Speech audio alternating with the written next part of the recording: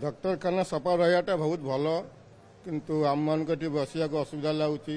ସବୁ କଙ୍କର ପ୍ଲସ୍ କାଗଜପତ୍ର ପଡ଼ି ରହିଛି ଏଠି। ଆମକୁ ଭାରି ଖରାପ ଲାଗୁଛି। ସେଥିଯୋଗୁଁ ସଫା ରଖିବାଟା ନିହାତି ଡାକ୍ତରଖାନାଟା ଭଲ।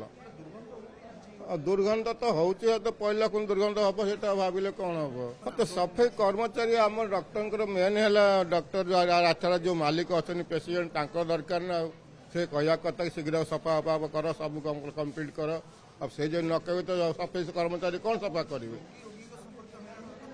ହଁ, ଏମିତି ତ ଲୋକ ବହୁତ ହଇରାଣ ହେଉଛନ୍ତି। ମୁଁ ଏଠି ବସିଛି, ଏତେ ଅଳିଆ ଏଠି ଲାଗୁଛି, ଗନ୍ଧ ବି ହେଉଛି। କିଛି ମୁଁ କହୁନି, କ'ଣ ମିଳିବ ମୋର କହିଲେ?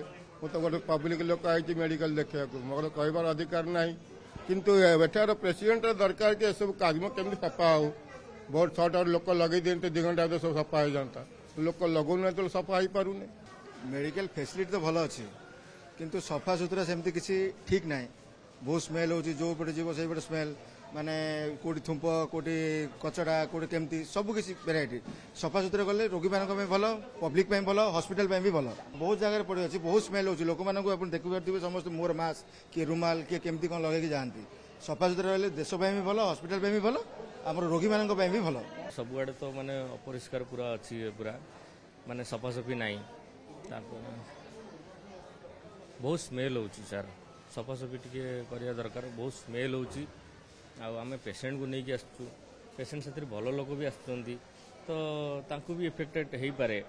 ତ ଆମର ଯେତିକି ଆମେ ଚେଷ୍ଟା କରିବା ଯେ କିନ୍ତୁ ବହୁତ ଲୋକ ଆସୁଛନ୍ତି, ଏଇକି ନାହିଁ ଯେ କମ୍ ଲୋକ ଆସୁଛନ୍ତି, ବହୁତ ଲୋକ ଆସୁଛନ୍ତି। ତାଙ୍କର କଥା ଶୁଣିବା ଦରକାର।